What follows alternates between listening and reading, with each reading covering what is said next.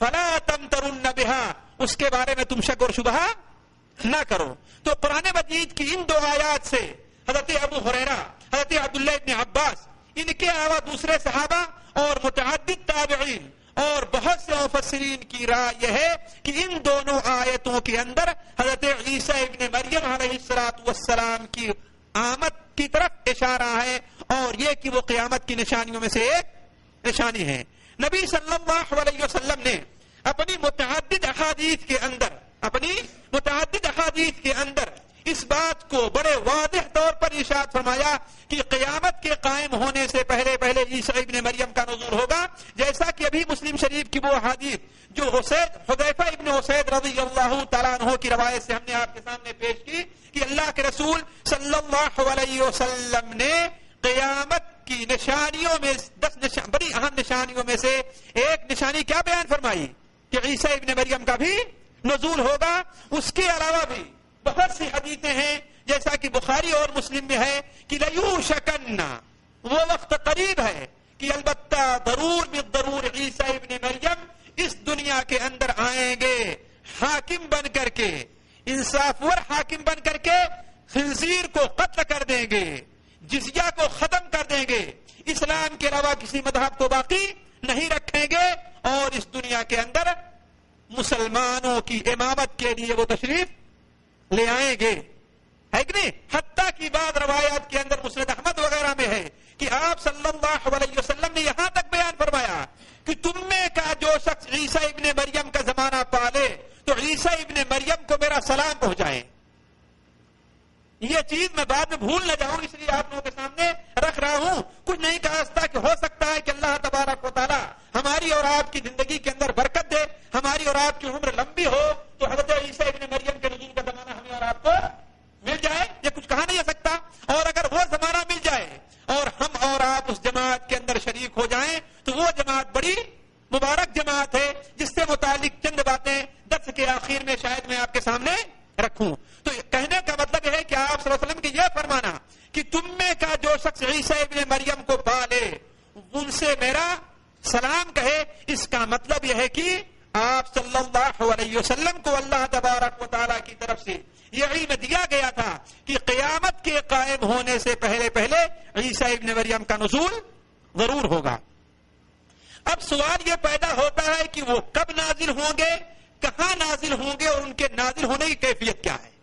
یہ چیز مختصر طور پر پچھلی بحث کے اندر آ چکی ہے، لیکن اس کا اعادہ ہم آپ کے سامنے یہ کرتے ہیں کہ جب دجال ملعون کا ظہور اس دنیا کے اندر ہوگا اور وہ ساری دنیا کے 40 دنوں کے اندر ساری دنیا کی سیر کرے گا، اور ساری دنیا کی سیر کر کے اس کا اصل مقصد کیا ہوگا؟ مدینہ منورہ پہنچنا. جب مدینہ منورہ کے قریب پہنچے گا تو اللہ تبارک و تعالیٰ کے فرشتے اسے مدینہ منورہ کے اندر داخل ہونے سے روک دیں گے.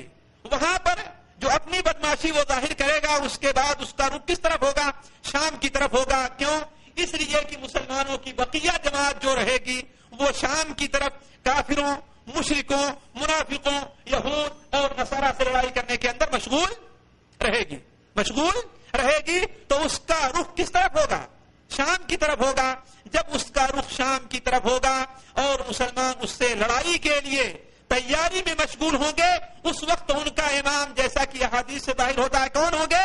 امام مہدی ہوں گے اور وہ فجر کی نماز کے لیے کھڑے ہونے کو تیار ہوں گے کہ اتنے میں حضرت عیسیٰ ابن مریم علیہ السلام کا نزول 2 فرشتوں کے پروں پر ہاتھ رکھ کر کے 2 معمولی ہلدی جانتے ہیں نا، ہلدی سے ملتے جلتے رنگ کے 2 جوڑے پہنے ہوئے ہوں گے اور زمین کے اوپر ان کا نزول ہوگا. ان کی کیفیت یہ ہوگی کہ جب وہ سر جھکائیں گے تو ان کے سر کے بالوں سے پانی کے قطرے ٹپکیں، ایسا معلوم ہوگا بھی حمام سے باہر آ رہے ہیں. یہ ان کی نزول کی کیفیت ہوگی. مسلم شریف کے اندر حضرت ابو ہریرہ رضی اللہ تعالیٰ عنہ کی روایت ہے کہ اللہ کے رسول صلی اللہ علیہ وسلم نے ارشاد فرمایا قیامت اس وقت تک قائم نہ ہوگی جب تک کہ تم اعماق یا دابق میں قیام نہ فرماؤ. اور یہ مقام دونوں کہاں ہیں؟ سوریا اور ترکیہ کے بیچ میں ہے، اس وقت موجود ہیں. اعماق اور دابق کے بیچ میں تم لوگ قیام نہ کرو اور مسلمانوں کے لشکر سے مقابلہ کرنے کے لیے یہودیوں کافروں کا ایک لشکر، روم کا ایک لشکر اور نصارہ کا ایک لشکر نکلے گا، جس کی تفصیل اس سے پہلے بتا چکا ہوں کہ وہ لڑائی کیوں ہوگی، وہ اس طرف نہیں جانا چاہتا۔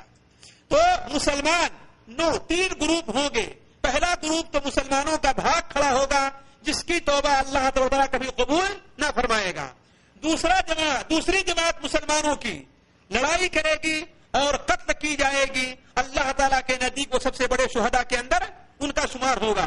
اور تیسری جماعت نصارہ سے لڑے گی اور وہ نصارہ کو زیر کر لے گی، ان کو قتل کرے گی۔ اس کے بعد قسطنطنیہ کو مسلمان فتح کریں گے۔ قسطنطنیہ کے فتح کے بعد مسلمان اپنی تلواروں کو، اپنے ہتھیار کو کھجور کے درخت پر زیتون کے درخت پر لٹکائے رہیں گے کہ انہیں ایک شور سنائی دے گا کہ دجال تمہارے بال بچوں کے اندر ظاہر ہو چکا ہے۔ وہ لوگ سارا کچھ چھوڑ کر کے جب واپس آئیں گے تو معلوم ہوگا کہ یہ جھوٹی افواہ تھی، شیطان نے مسلمانوں کی کامیابی سے ناراض ہو کر کے یہ شور کیا تھا۔ لیکن جب وہ شام کے اندر آئیں گے تو کچھ ہی دنوں کے بعد معلوم ہوگا کہ یقیناً دجال کا خروج ہو چکا ہے، اور وہ لوگ دجال سے لڑائی کے لیے تیاریوں میں مشغول ہوں گے، اپنی فوج کو اکٹھا کریں گے اور سوچیں گے چلو فجر کی نماز پڑھیں کہ بیت المقدس کی طرف ہمارا رخ ہو، کہ فجر کے نماز کے لیے تیاری کر رہے ہوں گے تو اللہ کے رسول صلی اللہ علیہ وسلم کا ارشاد ہے کہ اقامت ہو چکی ہوگی تو حضرت عیسیٰ ابن مریم کا نزول ہوگا۔ تو عرض کرنے کا مقصد عیسیٰ ابن مریم علیہ السلام کا نزول کس وقت ہوگا کہ جس وقت مسلمان اپنے امام کے ساتھ مل کر کے دجال سے لڑائی کی تیاری کے اندر مشغول ہوں گے۔ اور وہ مسلمانوں کے امام کون ہوں گے؟ مہدی ہوں گے۔ اور نماز بھی فجر کی کون پڑھائیں گے؟ مہدی ہی پڑھائیں گے۔ اسی لیے ایک حدیث میں آیا ہے اللہ کے رسول صلی اللہ علیہ وسلم فرمان کہ من الذی یصلی عیسی ابن مریم خلفہ، ہم میں سے وہ شخص ہے اس کو یہ فضیلت حاصل ہے کہ عیسی ابن مریم اس کے پیچھے نماز پڑھیں گے۔ یہ کیفیت ہوگی اور یہ وقت ہوگا عیسی ابن مریم علیہ السلام کے نزول کا۔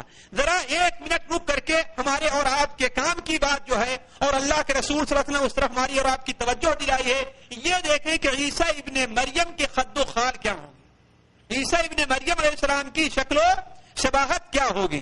آپ صلی اللہ علیہ وسلم کے فرمان کے مطابق عیسی ابن مریم بہت ہی خوبصورت ہوں گے۔ آپ نے فرمایا جتنا خوبصورت تم لوگوں نے آدمی دیکھا ہوگا اتنے خوبصورت ہوں گے۔ رنگ ان کا معمولی سانولا ہوگا، رنگ ان کا تھوڑا سا سانولا ہوگا، سینہ چوڑا ہوگا، سر کے بال میں گھنگرالا پن نہیں ہوگا، بلکہ جب نازل ہوں گے تو ایسا معلوم ہوگا کہ اپنے سر کے بالوں میں کنگھی کیے ہوئے ہیں، اور ان کا جسم بڑا ہی تندرست اور گٹھیلا ان کا جسم ہوگا۔ یہی ان کی کیفیت ہوگی اس دنیا کے اندر نازل ہونے کی۔ یہ وہ صفتیں ہیں جس کا ذکر نبی صلی اللہ علیہ وسلم نے بڑی تفصیل کے ساتھ بیان کیا ہے۔ چنانچہ بخاری شریف کے اندر ہے، آپ صلی اللہ علیہ وسلم نے ارشاد فرمایا کہ خواب کے اندر میں بیت اللہ شریف کا طواف کر رہا تھا، خواب کے اندر میں بیت اللہ شریف کا طواف کر رہا تھا۔ اور یہ بات بار بار میں آپ لوگوں کے سامنے رکھ چکا ہوں کہ انبیاء علیہ السلام کا خواب بھی کیا ہوتا ہے؟ وحی ہوا کرتا ہے۔ اس کے اندر جھوٹ کی کوئی گنجائش نہیں رہا کرتی، اس میں جھوٹ کی کوئی گنجائش نہیں رہا کرتی۔ تو اس کا مطلب ہے کہ آپ صلی اللہ علیہ وسلم کا یہ خواب بھی بالکل سچا ہے۔ تو آپ فرما رہے تھے کہ ایک بار میں خواب کے اندر بیت اللہ شریف کا طواف کر رہا تھا تو کیا دیکھتا ہوں